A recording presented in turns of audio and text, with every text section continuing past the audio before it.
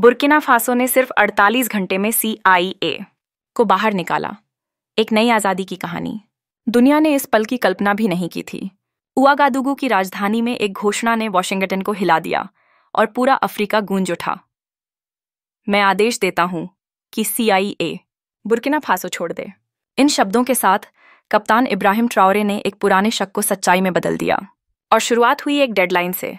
48 घंटे, बस इतना समय उन्होंने अमेरिका की खुफिया एजेंसी को दिया। सामान समेटो और देश से गायब हो जाओ। अमेरिका जिसे सुरक्षा केंद्र कहता था, ट्राओरे ने उसे उजागर किया। वो कोई सुरक्षा ठिकाना नहीं था, बल्कि एक जासूसी अड्डा था जो देश की हिफाजत नहीं, निगरानी कर रहा था। एक ही फैसले से ट्राओरे ने सिर्फ एजेंट नहीं निकाले, बल्कि एक ऐसे युग को बाहर फेंका जिसने दशकों तक अफ्रीका पर चुपचाप नियंत्रण रखा था। आज अफ्रीका में एक सवाल जल रहा है, क्या पश्चिमी निगरानी का दौर अब उआगादुगू में आकर खत्म हो गया है? यह आदेश किसी अफवाह या लीक से नहीं आया, बल्कि उस सैनिक की आवाज से जो अब किसी से अनुमति नहीं मांगता। कप्तान इब्राहिम ट्राओरे ने अपने देश के सामने खड़े होकर घोषणा की, सभी अमेरिकी खुफिया अधिकारी, जिनमें CIA एजेंट भी शामिल हैं, उनके पास सिर्फ 48 घंटे हैं देश छोड़ने के लिए। न कोई कूटनीतिक भाषा, न कोई नरमी भरा शब्द, बस एक टिक टिक करती घड़ी जिसकी आवाज अटलांटिक के पार तक सुनाई दी। साहेल क्षेत्र में, जहां विदेशी उपस्थिति आतंकवाद विरोधी अभियान के नाम पर सामान्य हो चुकी थी, वहां ट्राओरे का संदेश किसी क्रांति से कम नहीं था। यह सिर्फ उपकरण समेटने का आदेश नहीं था, यह पहचान का ऐलान था। दशकों से अफ्रीकी देश इन तथाकथित सुरक्षा साझेदारियों को सहते आए, पर सच्चाई यह थी कि ये ठिकाने उनकी जासूसी करने के लिए बने थे, न कि उनकी रक्षा के लिए। पर अब उआगादुगू के इस युवा कप्तान ने वह रेखा खींच दी है जिसे पार करने की किसी ने हिम्मत नहीं की थी। बुर्किनाबी अधिकारियों ने पाया कि जिस अमेरिकी सुरक्षा सहयोग केंद्र को सहायता केंद्र बताया गया था, वह असल में एक खुफिया ठिकाना था, जहां सिग्नल इंटरसेप्ट, एन्क्रिप्टेड संचार एंटेना और ऐसे कमरे थे जहां बुर्किनाबी सैनिकों को भी घुसने की अनुमति नहीं थी। स्थानीय अधिकारियों को शक तब हुआ जब राष्ट्रीय सुरक्षा बैठकों के दौरान कुछ अजीब रेडियो ट्रांसमिशन नोटिस किए गए। जांच की गई तो संकेत सीधे विदेशी सिस्टम तक पहुंचते पाए गए। जो संयुक्त कमांड सेंटर कहा गया था, वह असल में एक निगरानी केंद्र था, जो बुर्किना फासो की रक्षा नहीं बल्कि निगरानी कर रहा था। वॉशिंगटन की प्रतिक्रिया अनुमानित थी, इनकार। विदेश मंत्रालय ने कहा कि उनके सभी मिशन पारदर्शी हैं और केवल आतंकवाद से लड़ने के लिए हैं। पर साहेल में अब यह शब्द सुन सुनकर थक चुके हैं लोग। हर बार यही कहा गया जब पश्चिमी सैनिकों ने जमीन पर पैर फैलाए। लेकिन ट्राओरे ने कुछ अलग किया। उन्होंने सिर्फ सच दिखाया नहीं, उस पर कार्रवाई की। उन्होंने वह चुप्पी तोड़ी जो अफ्रीकी राजनीति में पवित्र समझी जाती थी, जब देश जानते हुए भी चुप रहते थे ताकि मदद और स्थिरता मिलती रहे। अब वह मौन खत्म हो गया है। बुर्किना फासो वह मंच बन गया है जहां अफ्रीका की दबाई गई आवाज अब खुलेआम बोल रही है। उनकी सरकार ने नारे नहीं लगाए, बल्कि नाम और निर्देश जारी किए। खुफिया अधिकारियों की पहचान की गई, कूटनीतिक दस्तावेजों की जांच हुई और अमेरिकी दूतावास को आधिकारिक निष्कासन आदेश सौंप दिया गया। कुछ ही घंटों में रिपोर्ट आई कि बुर्किनाबी सुरक्षा बलों ने उस ठिकाने को घेर लिया था ताकि कोई डेटा ट्रांसफर या उपकरण चोरी छिपे बाहर न ले जाया जा सके। संदेश साफ था, अब बुर्किना फासो अपनी जमीन का मालिक खुद है। लेकिन असली झटका सिर्फ निष्कासन नहीं था, बल्कि समय और संदर्भ था। यह फैसला ऐसे दौर में आया जब साहेल की राजनीति ऐतिहासिक बदलावों से गुजर रही है। माली और नाइजर पहले ही फ्रांसीसी सैनिकों को निकाल चुके हैं और अब अमेरिकी प्रभाव पर सवाल उठा रहे हैं। ट्राओरे का कदम उस पश्चिमी पकड़ में एक और दरार बन गया जो कभी अटूट मानी जाती थी। पश्चिम अब एक ऐसे अफ्रीका का सामना कर रहा है जो साझेदारी को अब निर्भरता समझता है। ट्राओरे का फैसला सिर्फ बुर्किना फासो की आज़ादी नहीं, बल्कि एक श्रृंखला की शुरुआत है। अगर नाइजर भी अमेरिकी बेस एयर बेस 201 को बंद कर देता है, तो अमेरिका की पूरी साहेल रणनीति रातों रात ढह सकती है। वॉशिंगटन समझ गया, दांव बहुत बड़ा है। पर ट्राओरे की प्रेरणा पश्चिम विरोध नहीं थी, बल्कि अनुभव था, जीवित रहने का अनुभव। पिछले 1 वर्ष में उनके शासन पर कई बार हमले हुए, जिनमें से कई में जानकारी लीक होने की भूमिका पाई गई। यह विश्वासघात उन्हें अंदर तक बदल गया। उनके लिए यह विचारधारा नहीं, अस्तित्व का प्रश्न था। अपने भाषण में ट्राओरे ने कहा, ऐसी सुरक्षा हमें नहीं चाहिए जो हमें जंजीरों में बांध दे। ऐसे मित्र नहीं चाहिए जो हमारी सीमाएं बचाएं पर हमारे दिलों की जासूसी करें। यह शब्द कविता जैसे थे, पर वार शल्य चिकित्सा जैसा सटीक था। बुर्किना फासो ने तय कर लिया, हम अकेले लड़ लेंगे, पर किसी अदृश्य निगरानी में नहीं जिएंगे। पश्चिमी मीडिया ने इसे अकेलापन कहा, लेकिन अफ्रीकी जनता ने इसे आज़ादी कहा। डकार से लेकर दर एस सलाम तक सोशल मीडिया पर बधाइयां गूंज उठीं। ट्राओरे अब विघ्नकर्ता नहीं, रक्षक कहलाने लगे। वह नेता जिसने डिजिटल उपनिवेशवाद के खिलाफ आवाज उठाई। यह प्रतीकात्मक है। दुनिया के सबसे गरीब देशों में से एक का युवा सैनिक एक महाशक्ति के सामने खड़ा होकर कहता है, बस। यह क्षण याद दिलाता है थॉमस संकारा, पैट्रिस लुमुम्बा और क्वामे नक्रूमा जैसे नेताओं की उस पुकार को। सच्ची आज़ादी तब तक नहीं मिलती जब तक जानकारी पर विदेशी नियंत्रण हो। भाग 2, जानकारी की जंग और बुर्किना फासो का विद्रोह। यह कहानी सिर्फ एक देश की नहीं है। यह उस नई लड़ाई की कहानी है जो बंदूकों से नहीं, डेटा से लड़ी जा रही है। 20वीं सदी में उपनिवेशवाद ने जमीन छीनी थी। 21वीं सदी में उपनिवेशवाद जानकारी छीन रहा है। अमेरिका और उसके सहयोगी देशों ने साहिल क्षेत्र में जो खुफिया साझेदारी का जाल बुना था, वह देखने में तो मदद जैसा लगता था, पर उसके तंतु वॉशिंगटन और पेरिस में जाकर खत्म होते थे। हर संचार लाइन, हर सैटेलाइट सिग्नल, हर डाटा सर्वर, इनका नियंत्रण अफ्रीकी हाथों में नहीं, बल्कि विदेशी कोड्स और पासवर्ड में था। यह नया साम्राज्य अब बंदूकों से नहीं चलता, बल्कि लॉगिन क्रेडेंशियल्स से चलता है, जिसे एक क्लिक से बंद किया जा सकता है और एक क्लिक से पूरी सरकार को अंधा बनाया जा सकता है। ट्राओरे ने यह सब देखा। उन्होंने महसूस किया कि आज़ादी का झंडा तभी सच्चा है जब उस झंडे के नीचे की तकनीक भी अपनी हो। उन्होंने जो किया वह सिर्फ एक प्रशासनिक आदेश नहीं था, वह मानसिक गुलामी से मुक्ति की घोषणा थी। साल 2011 में जब लीबिया टूटा तो पश्चिमी शक्तियों ने साहेल में कदम रखा और कहा, हम सुरक्षा देंगे। उन्होंने बेस बनाए, निगरानी केंद्र खोले और अफ्रीका के हर संकट को सहयोग के नाम पर कब्जे का जरिया बना लिया। लेकिन वक्त बीतते बीतते सहयोग का अर्थ बदल गया। अब यह नियंत्रण का दूसरा नाम बन चुका था। स्थानीय सेनाएं लड़ती थीं, लेकिन दिशा मिलती थी कहीं और से। डेटा अफ्रीका से निकलता था, पर पहुंचता था पश्चिम के सर्वरों तक। ट्राओरे ने यह सब समझ लिया। उन्होंने महसूस किया कि असली खतरा बंदूकें नहीं, बल्कि वे अदृश्य आंखें हैं जो हर बातचीत, हर कदम, हर योजना को देख रही थीं। उन्होंने कहा, हमारे लिए आज़ादी का मतलब है अपने विचारों की आज़ादी, अपनी जानकारी की आज़ादी। उनके इस फैसले ने पश्चिम को झकझोर दिया। अमेरिका ने इसे खतरनाक और जल्दबाजी भरा कदम बताया, पर अफ्रीका ने इसे साहस की मिसाल कहा। माली, नाइजर और बुर्किना फासो, इन तीनों ने अब एक नया गठबंधन बनाया है, साहिल राज्यों का संघ, AIS, जिसका मकसद है पश्चिमी निगरानी से आज़ादी और पारस्परिक रक्षा। पहली बार अफ्रीका ने संयुक्त रूप से यह कहा, अगर किसी एक पर हमला होगा तो जवाब तीनों देंगे। और यह सिर्फ सैन्य गठबंधन नहीं, यह मनोवैज्ञानिक मोर्चा है।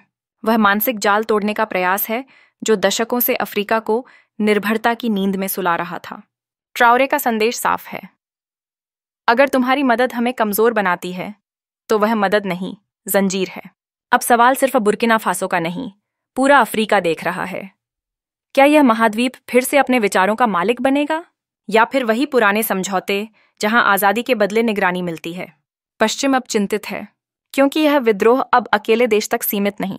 हर अफ्रीकी युवा, हर सैनिक, हर नागरिक अब यह पूछ रहा है, हमारे डेटा का मालिक कौन है? इस विद्रोह की गूंज सिर्फ उआगादुगू तक नहीं, बल्कि पेरिस, लंदन और वॉशिंगटन के गलियारों तक पहुंच चुकी है, क्योंकि उन्होंने कभी नहीं सोचा था कि अफ्रीका अब खामोश नहीं रहेगा। यह लड़ाई अब सीमाओं की नहीं, सूचना की है। यह युद्ध अब गोलियों से नहीं, कोड्स और नेटवर्क से लड़ा जा रहा है। ट्राओरे ने इस दौर में वह किया जो थॉमस संकारा ने अपनी जिंदगी में सपना देखा था, एक अफ्रीका जो अपने पैरों पर खड़ा हो, अपनी तकनीक बनाए, अपना भविष्य खुद लिखे। और जब इतिहास लिखा जाएगा तो यह अध्याय शायद इस नाम से जाना जाएगा, वो 48 घंटे जब एक युवा कप्तान ने अफ्रीका को फिर से आज़ाद किया। लेकिन अफ्रीकी विश्लेषकों और इतिहासकारों के लिए इसने लंबे समय से संदेहास्पद निरंतरता की पुष्टि की, उपनिवेशवादी निगरानी की भूतिया मौजूदगी जो अब डेटा के युग में पुनर्जीवित हो गई थी। फ्रांस कभी प्रशासकों और सैनिकों के माध्यम से शासन करता था, अब उसके उत्तराधिकारी सर्वर और खुफिया संपर्कों के माध्यम से शासन करते हैं। यह प्रणाली आधुनिक थी, लेकिन उद्देश्य प्राचीन था, कथा को नियंत्रित करना, प्रतिरोध की निगरानी करना और स्वतंत्रता को पहले ही रोक देना, इससे पहले कि यह संक्रामक बन जाए। फिर भी यह पूरी मशीनरी एक नाजुक भ्रम पर निर्भर थी कि अफ्रीकी सरकारें इसे उजागर करने की हिम्मत नहीं करेंगी। यह भ्रम उसी क्षण खत्म हो गया जब ट्राओरे ने सार्वजनिक रूप से इसे सामने रखा। उनके कदम का प्रतीकवाद केवल भू राजनीति से परे है। यह उस बौद्धिक आधार को चुनौती देता है कि अफ्रीका को स्थिर रहने के लिए पर्यवेक्षण की आवश्यकता है। पश्चिमी नीति निर्माता अक्सर अपनी उपस्थिति को अराजकता को रोकने के संदर्भ में उचित ठहराते हैं, लेकिन जो वे शायद ही कभी स्वीकार करते हैं वह यह है कि जिस अराजकता की वे चेतावनी देते हैं अक्सर वही उनके बने रहने का औचित्य बन जाती है। यह चक्र आत्मस्थायी है।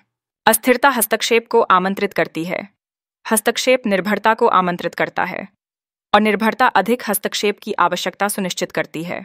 ट्राओरे का इस चक्र को खारिज करना खुफिया क्षेत्र से शुरू होकर केवल एक घरेलू कार्रवाई नहीं है।